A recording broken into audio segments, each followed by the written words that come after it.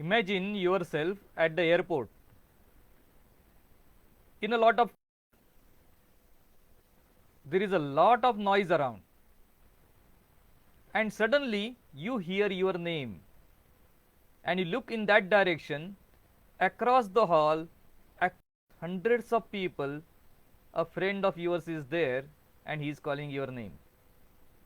How come from this cacophony of sounds did you distinguish your name?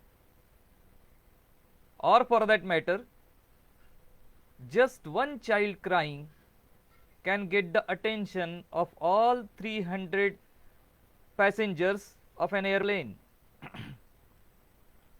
Or even in heavy traffic, everybody can distinguish the siren. Why does this happen? What is the hierarchy of sounds? Do we hear some sounds better than others? And if we do, why? Let us see. The first and foremost reason is that sound is energy and we notice energy. The second part is that we do not hear by ears, we hear by our brain.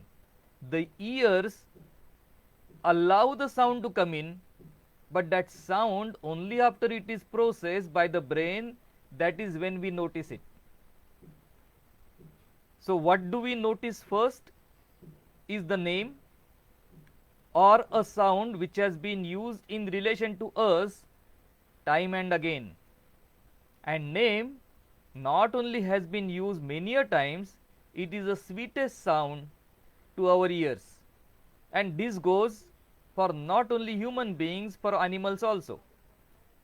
Even a dog will always respond to his name being taken, doesn't matter by whom. The second part is related to safety and security. What do we connect to our safety?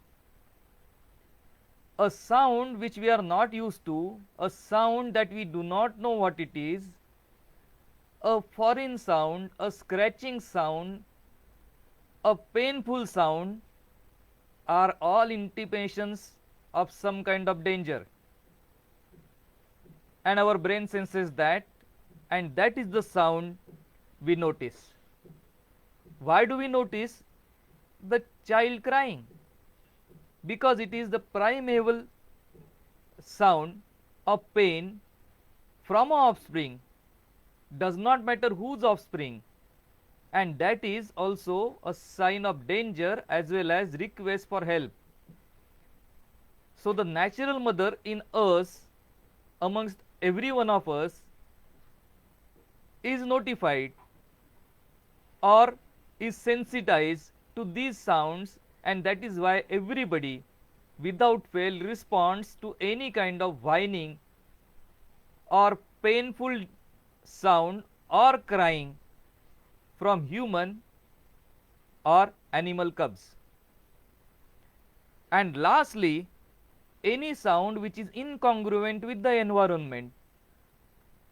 For example, if you are in a factory surrounding and you hear the chirping of a swallow, that will be noticeable. The same chirping will not be noticeable in a jungle surrounding. So anything that is incongruent with the surroundings will be noticed. And last and but not the least, there are the musical Saptasura, Sa Re Ga Ma Pa Dha Ni Sa. And if you have any sargam which only consists of every sixth swara, so Sa Re Ga Ma Pa Dha, Sa Dha, and so on, sixth, sixth, and sixth, then it creates the sound which is not musical.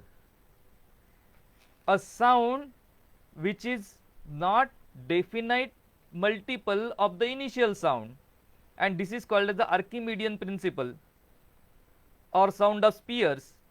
Something that is not direct multiple of the beginning sound, if it is taken as a circum in a continuous fashion, that creates the sound which is incongruent. That is the sound we are disturbed by, and that is the sound that would be noticed.